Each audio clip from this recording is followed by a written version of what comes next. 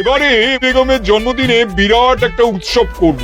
সারা দেশ থেকে মহান মহান অতিথিদের নিয়ে আসা হবে।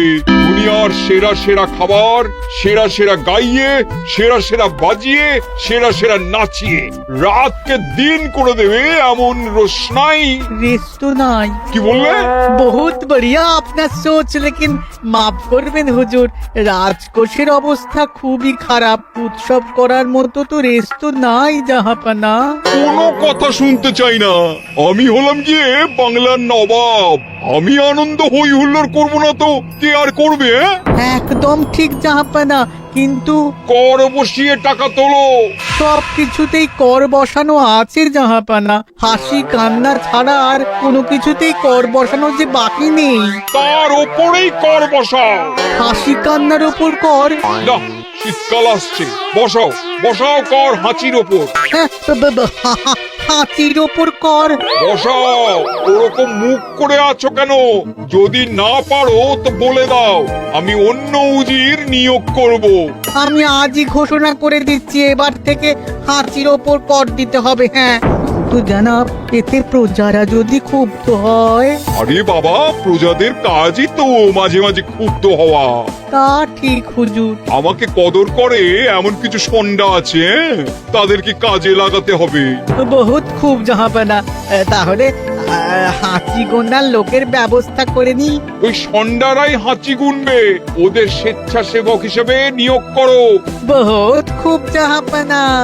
সব জায়গায় লোক পাঠাতে শুরু করো। তবে কৃষ্ণনগরে বেছে বেছে লোক পাঠাবে। আর মনে রেখো, ওখানে গোপাল আছে।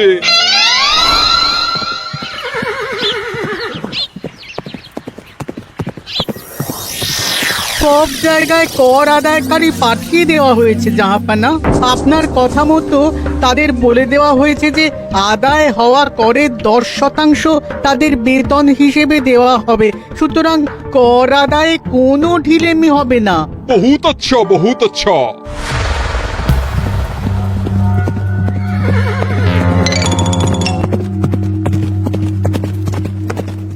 হ্যাঁ, তুমি ঠিক পড়েছো তো মন্ত্রী? হাঁচির উপরে কর? বলেন তো, আর একবার পড়ছি মহারাজ। আসলে এটা নবাবই মশকরা। আমাদের নবাব যে খুবই রসিক মানুষ তা তো আমরা দেখেছি।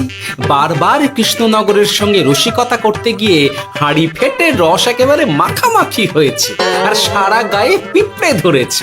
মস্করা নয়, একদম সত্যি কথা। হাঁচির উপরে কর বসানো হয়েছে, আর আমরা হলাম নবাবের খাস হাঁচি গোনার দল। আমরা এই কৃষ্ণনগরে থিতু হয়ে বসলাম বটে। এবারে হাঁচি গুনবো আর মোহর আদায় করব। গোপাল, তুমি কি বলো? সর্দার, তোমাদের এখানে আসা একেবারেই লোকসান হয়েছে। কেন মশাই? আচ্ছা, আপনি গোপাল? না না, আপনার কোনো কথাই শুনবো না। আমাদের বই বই করে বলে দেওয়া হয়েছে, গোপাল হইতে সাবধান। সর্দার, আমি তোমাকে সাবধান হতেই বলছিলাম।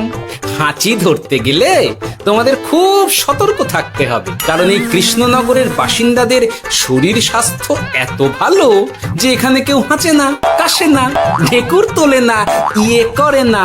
বলেন কি মশাই? এটা তো নবাবকে জানাতে হচ্ছে। যাও যাও, এক্ষুনি মুর্শিদাবাদে ফিরে গিয়ে নবাবকে জানাও। ওরে, কেউ এদের যাওয়ার ব্যবস্থা করে দে। ওই তো হেঁচেছে। হাঁচি এক। পুরো এক মোহর। হাঁচি দুই, দুই মোহর। আরে, এটা তো হাঁচির বাচ্চা, এটা তো ধরলে চলবে না। কেন? হাঁচি হলেই তো হলো। কি করব সর্দার? লিখবো? দেখ, একবার গুনে যখন ফেলেছি পুরো ছাড়তে পারবো না। আধমোহর লেখ। এটা কাশি, কাশিতে কোনো করের কথা নেই। লেখ লেখ লেখ লেখ লেখ। হাঁচি তিন, পুরো এক মোহর। হাঁচি চার,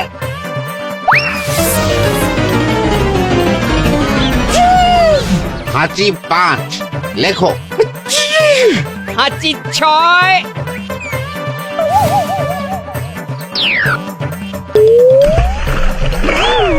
যা ঝাঁকি রে, শুনেছিলাম কৃষ্ণনগরের মন্ত্রীটা মাথা মোটা, প্রমাণ হয়ে গেল। জল থেকে উঠবে যখন ঠান্ডা লেগে হাঁচি তো আরো বাড়বে।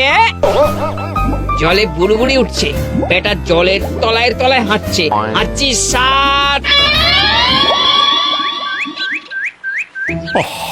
এখনো তো ফিরলো না, বেলা গড়িয়ে দুপুর হয়ে গেল।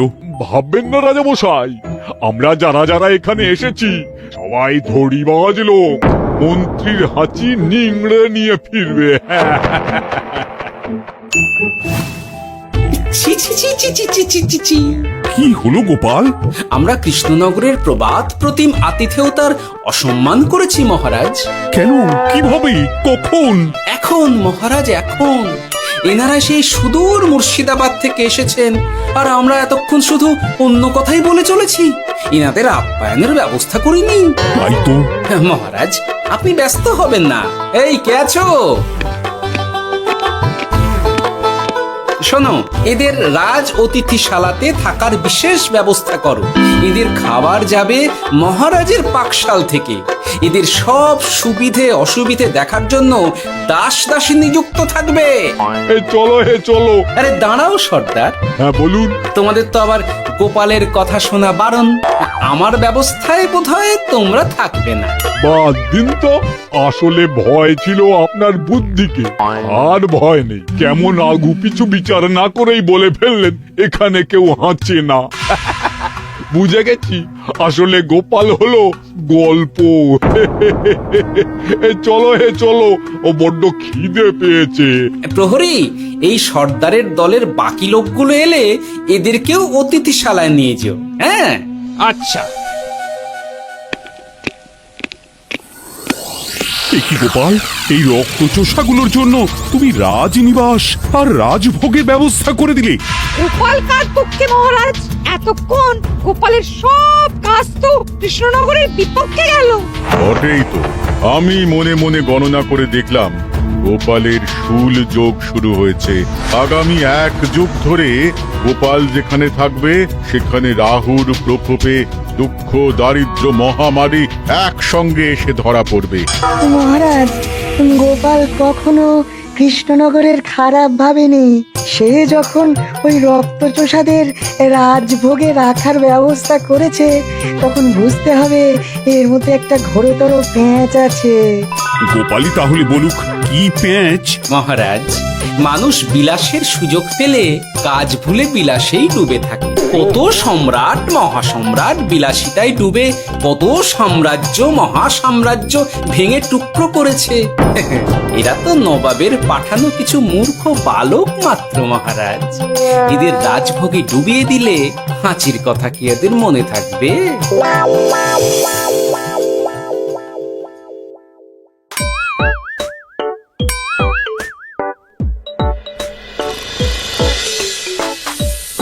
কি ব্যবস্থাপনা সব ঠিক আছে তো?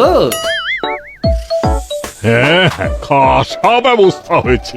আপনারা আমাদের অতিথি বলে কথা, আরাম করুন।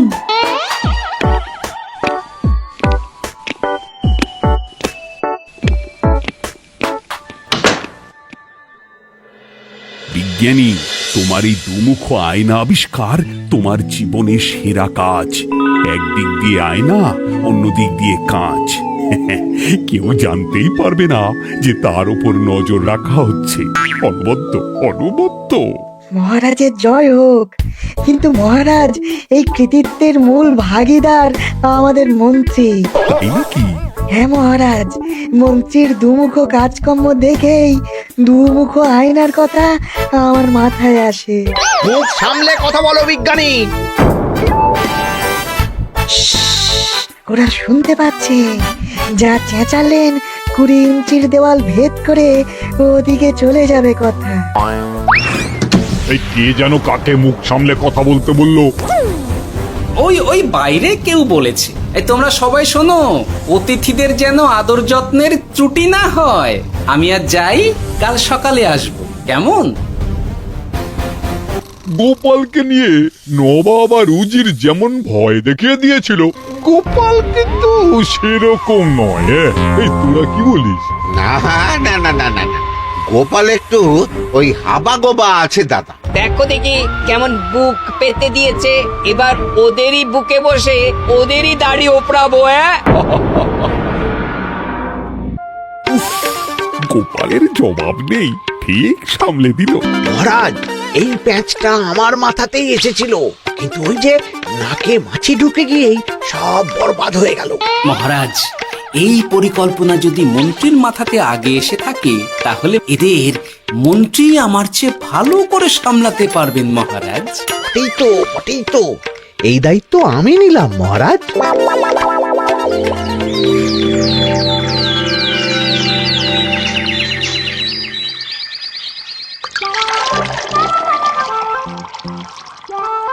আহা, সকালে ঘুম থেকে উঠে এই রকম বেলের পানা যেন স্বর্গের অমৃত। আছে আছে, আরো আছে। পানীয়, খাদ্য, আরাম, আয়েস যত চাও তত পাবে। এ কি, আপনি গোপাল কোথায়?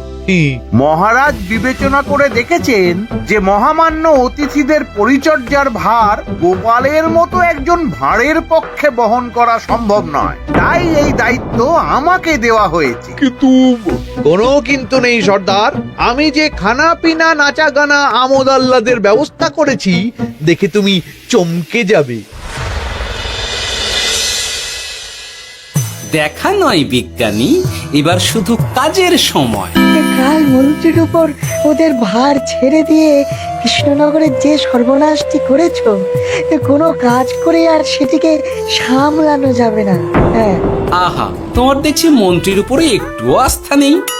ঠিক কি প্যাচ করছো বলো তো? প্যাচের কথা পরে হবে, তোমাকে যত তাড়াতাড়ি সম্ভব হাঁচির ওষুধ আবিষ্কার করতে হবে। হাঁচির ওষুধ? হ্যাঁ, হাঁচির ওষুধ। ওভাবে দেখছো কি বন্ধু? তোমাদের কাজের সব দায়িত্ব এখন আমার কাঁধে। তোমরা আমোদ করবে আর আমি কর আদায় করে তোমার হাতে এনে তুলে দেব। সর্দার, এর মধ্যে একটা চাল আছে মনে হচ্ছে। কি আর আমি বুঝিনি। এখন কি করবে? বিশ্বাস করে আদায় উসুলের ভার এর উপরে ছেড়ে দেবে? পাগল নাকি? মন্ত্রী মশাই, বলো বন্ধু। বলছিলাম আর দেরিতে কাজ কি?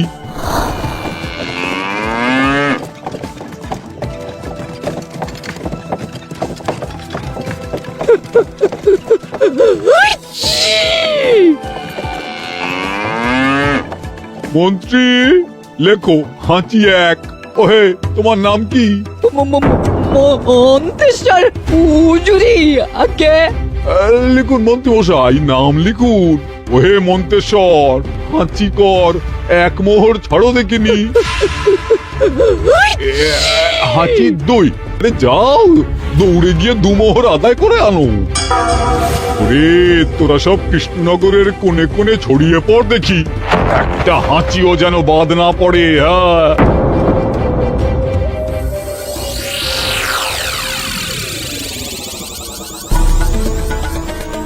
এটা হুজুরে আলা বর্ধমান, খাম্বাস এবং কৃষ্ণনগর থেকে। চমৎকার চমৎকার। তাহলে গোপাল কিছু করতে পারেনি, আমাদের যুব শক্তি কৃষ্ণনগরকে পুরো নিংড়ে নিয়ে আসছে। মহারাজ কৃষ্ণচন্দ্রের একটা আবেদন আছে জানাব। এই হাঁচি করের 30% যদি ওই রাজ্যকে দেওয়া যায় তাহলে আদায় উসুল আরো ভালো হবে।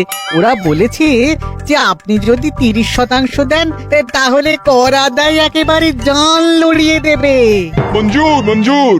আর একটা আর্জি আছে হুজুর, কৃষ্ণচন্দ্র কদিন বাদে নবাবকে কৃষ্ণনগরে আমন্ত্রণ জানিয়েছে। কেন? কৃষ্ণনগরের নবাব এবং তার উন্নয়ন উপলক্ষে এক মহোৎসব হবে। সেই সঙ্গে শহরে থাকা ইংরেজদের কাছেও নবাবের সৈন্য বলের এবং নবাব ও কৃষ্ণনগরের মধ্যে পারস্পরিক ভ্রাতৃত্বের সম্পর্কের বার্তাও পৌঁছে দেয়া যাবে। নবাবের অধীনস্থ রাজারা নবাবের শত্রু, এই রকম একটা ধারণা থেকে ইংরেজরা ইদানিং বেপরোয়া হয়ে উঠেছে, তাতে লাগাম উঠবে। বহুত খুব, মঞ্জুর মঞ্জুর মঞ্জুর।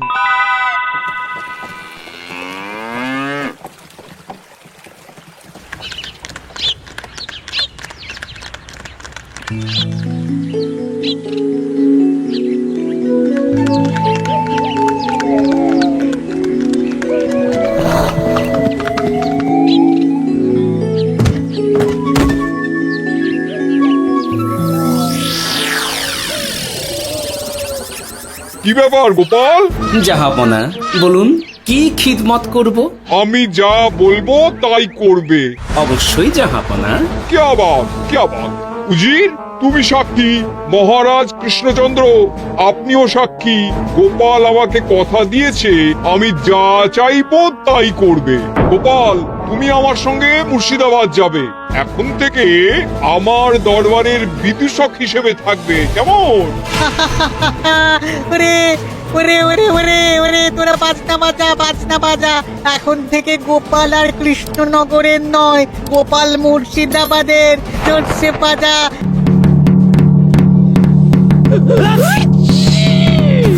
কি হলো?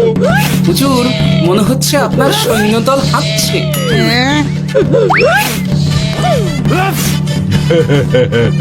হুজুর, হাঁচিগড়ের বন্যা সব সৈন্য 10-12টা করে হেঁচে ফেলেছে। মানে প্রচুর মোহর হয়ে গেছে আর বাড়ছে। আমার হাঁচি গোনার দল একটা হাঁচিও বাদ দেবে না। মোহর রাখার জন্য নতুন পোশাকখানা বানাতে হবে হুজুর। সর্দার, আমাদের হাঁচিগুলো কি খুলবো? হ্যাঁ, নিশ্চয়। একটা হাঁচিও যেন বাদ না পড়ে। চলুন হুজুর, আমরা এখানে দাঁড়িয়ে থেকে আর কি করব? ওরা হাঁচুক আর হাঁচি গুনুক। চলুন নবাব বাহাদুর, আপনার জন্য কৃষ্ণনগরের রাজাদিত্য অপেক্ষা করছে। হুজুর, আমার মনে হয় আমাদের কৃষ্ণনগরে এখন আর দেরি করা উচিত হবে না। আমরা সোজা শহরের দিকে রওনা হয়ে যাই। শহরের ইংরেজদের শিক্ষা দিয়ে ফেরার পথে আমরা কৃষ্ণনগরের আতিথ্য গ্রহণ করব। সে কি? মহারাজ, নবাবের মতো কর্তব্যপরায়ণ ইনসানকে তার কর্তব্য পালনে বাধা দেবেন না। আমরা ওনার শহর থেকে ফেরার অপেক্ষায় থাকবো। ঠিক, আমার এক্ষুনি শহরে যাওয়ার দরকার। ইংরেজরা সব নিয়ম কানুন ভেঙে চুরে যা ইচ্ছে তাই করতে আরম্ভ করেছে। বুঝি, সৈন্যদের ডাক দাও, চলো রওনা হই। কিন্তু জাহাপনা, আপনার সৈন্যদের থেকে পাওনা মোহরগুলো এতক্ষণে যা হেঁচেছে, লাখখানেক মোহর তো হয়েই গেছে। ওটা আমরা নিজেদের মধ্যে বুঝে নেব। কিন্তু ওই করের 30% যে কৃষ্ণনগরের পাওনা। পেয়ে যাবে। শহর থেকে ফিরি। আরেকটা কথা, হাঁচি কর ব্যবস্থা এখন থেকে উঠে গেল।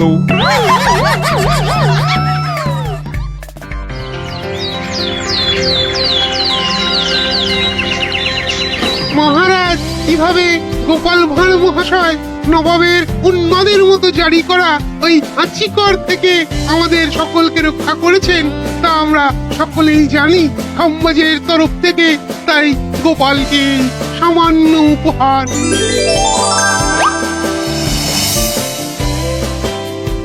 ওহ গোপাল, সত্যি তোমার জবাব নেই।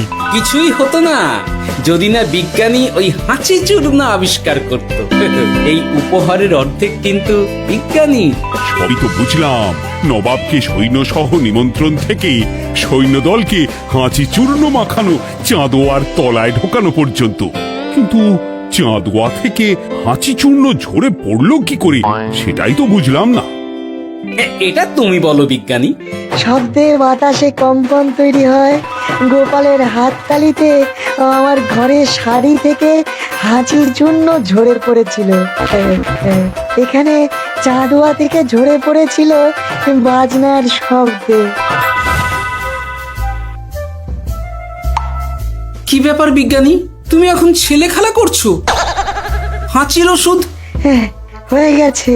হয়ে গেছে? মূল উপাদান তামাক, গোলমরিচ আর আলকুশির গুঁড়ো। কাজ হবে? হাততালি দাও।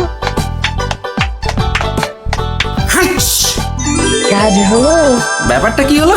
ওই শাড়িটাতে হাঁচি চূর্ণ মাখানো আছে। তোমার হাততালির শব্দের কম্পনে ঝরে ঝরে পড়েছে। একবার নাকের কাছে এলে পিঁপড়ে থেকে পিশাচ হাঁচতেই হবে। নবাব যদি বাজনা বাজাতে না বলতো। আমাদের বাজনদাররা তৈরি ছিল মহারাজ। যাক, সবই ভালোই মিটে গেল। যার শেষ ভালো তার সব ভালো। ব্যাস, এখন শুধু একটাই কাজ বাকি। নবাবের কাছ থেকে করের 30% বাবদ পাওনা মোহর মুর্শিদাবাদে গিয়ে নবাবের কাছ থেকে তুমি নিয়ে আসবে। আচ্ছা মহারাজ।